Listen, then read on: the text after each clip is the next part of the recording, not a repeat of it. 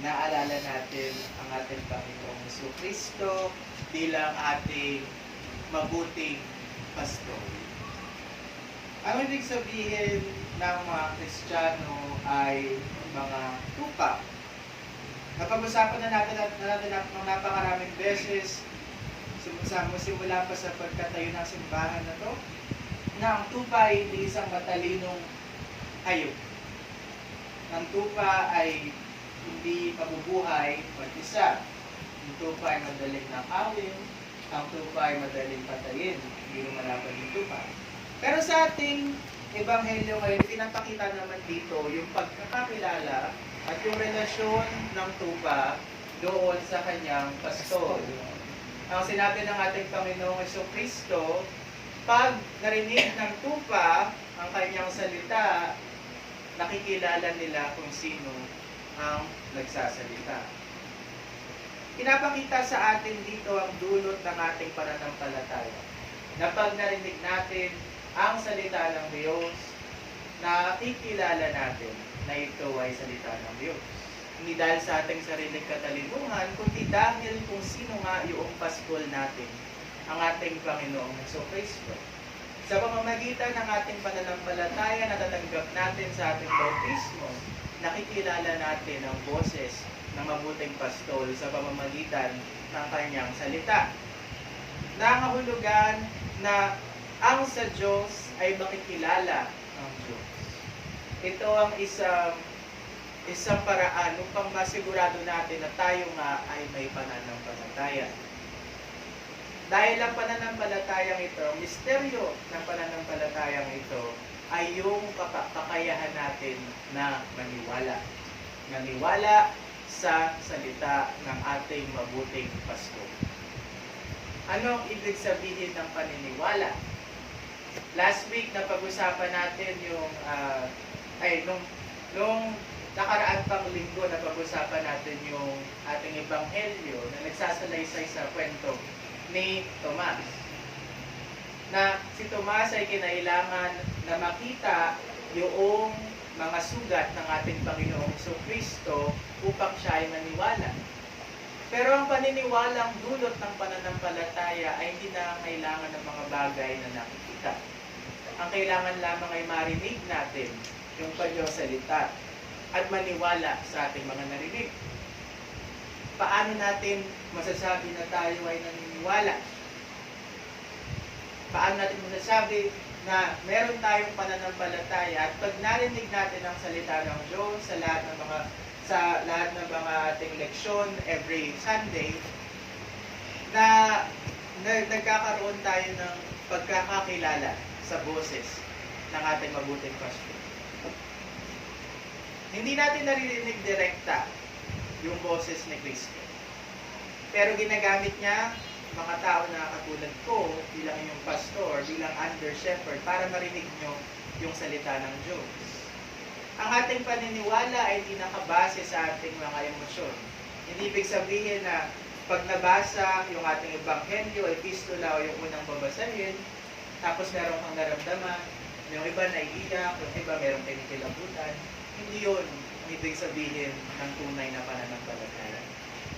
Ang tunay na pananampalataya ay yung pagtitiwala na meron kang paniniwala at pananampalataya bagamat wala kang nararamdaman. Ang paniniwala na ito ang dulot ng ating pananampalataya, ang pag-uudyok ng ating pananampalataya, na kahit wala man tayong nararamdaman, naniniwala tayo na ang lahat ng mga bagay na ating naririnig dito sa simbahan ay tunay nga na salita ng Diyos na galing sa Biblia. Sa lahat ng panahon na ating dinabasa, naririnig ang salita sa ating banal na kasulatan, nandoon yung ating pananampalataya na nagsasabi sa atin na yan ang salita ng Diyos. Sa ating pagtugon, sa aking pagsabi na sasabihin ko na ito ang salita ng Diyos, ay yung tugon, salamat sa Diyos.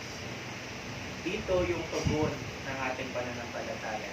Na nagpapasalamat tayo dahil narinig natin ang salita ng Diyos at ito ay nagpapalakas, ay patuloy na nagpapalakas sa ating pananampalataya. Ang ating mabuting pastol ang nagbibigay sa atin ng pananampalataya at nagpe-preserve, nagpapalakas sa atin. sa pamamagitan ng kanyang salita. Ano ba ang ginagawa ng mabuting pastol?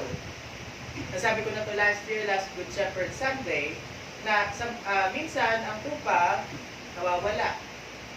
Pag nakita siya ng kanyang pastol, noong unang panahon na kahit ngayon ginagawa ito ng mga pastol, ng mga tupa, pag nahuli yung tupa, babaliin yung tuhod, babaliin yung legs, para hindi na makaalis. Sa mga pagkakataon na nisipin natin, bakit naman gagawin yun ni Kristo sa atin? Yung mga panahon na pinipigilan tayo ng Diyos na gawin ang mga bagay na gusto natin, atin natin maintindihan. Sa mga panahon na yun, isipin natin na ito ay ating kinakabuti. Dahil ito ay kaloob ng Diyos para sa atin, na hindi tayo makaalis, o kaya makawala, o kaya hindi mawala doon sa tinatawag na pastulan. Ang disiplina ng Diyos ay isa rin sa mga bagay na nabudyok sa atin na bumalik sa Kanya. At ang disiplina na ito ay nakakamta natin, ay naririnig natin sa mga panahon na ipapahayag sa atin ang Kanyang mga kautusan. Tandaan natin na ang kautusan ay hindi nagbibigay ng pananampalataya. Ang kautusan ay nagpapaalala sa atin na tayo ay makasalanan at karapat-dapat tayo mapunta sa impyerno at hindi tayo karapat-dapat sa harap ng isang banal na Diyos. Yan ang dulot ng kautusan. Pero ang salita ng Diyos ay nagbibigay kasiguraduhan sa atin na nabayaran na lahat ni Kristo ang mga kasalanan natin. Na kahit tayo ay karapat-dapat na mapunta sa impyerno, tulad ng ating sinasabi sa ating pagpapahayag ng ating mga kasalanan every Sunday, alam natin na nagawa na ng paraan ni Kristo ito noon pa. Yun din naman ang sinasabi sa ating epistola.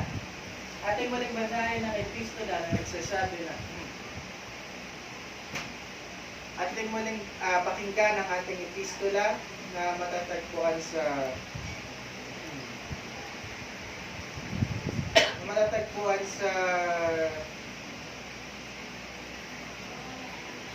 unang sulat ni Apostol San Pedro, sinasabi, mga pinakamamahal ko, pagpalain kayo ng Diyos kung kayo maparusahan sa paggawa ng mabuti.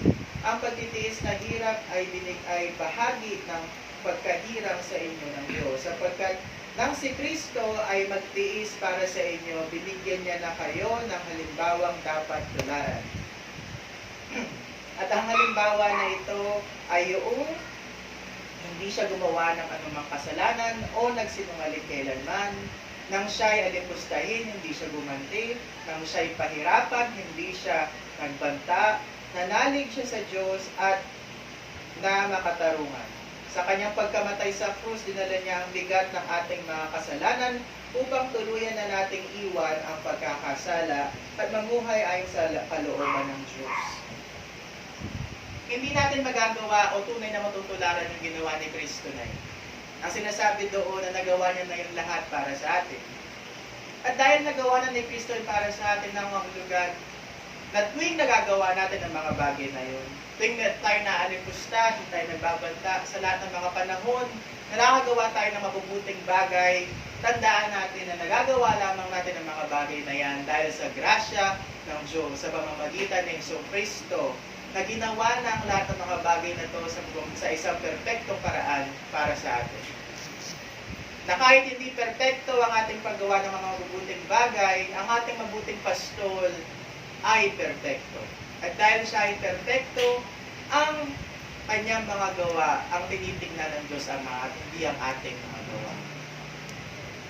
Isipin natin na ang kabutihan ni Kristo ay isang kumot na pinalokbong sa atin. At tuwing nakikita tayo ng Diyos Ama, ang kabutihan ni Kristo, ang kanyang nakikita at hindi na tayo.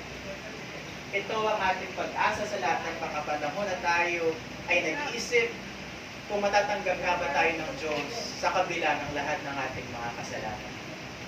Hindi tayo, kundi ang kabutihan ni Kristo ang nagbibigay kasiguraduhan sa amin na tayo nga ay tunay na napatawad, na tayo nga ay tunay na mga tupa ng mabuting pasto, na tayo nga ay tunay na ligtas dahil sa kabutihan, pangangalaga at pagpapalakas ng ating Panginoong Jesucristo. May the peace of God which passes all understanding keep your hearts and your minds in Christ Jesus our Lord. Amen. Amen.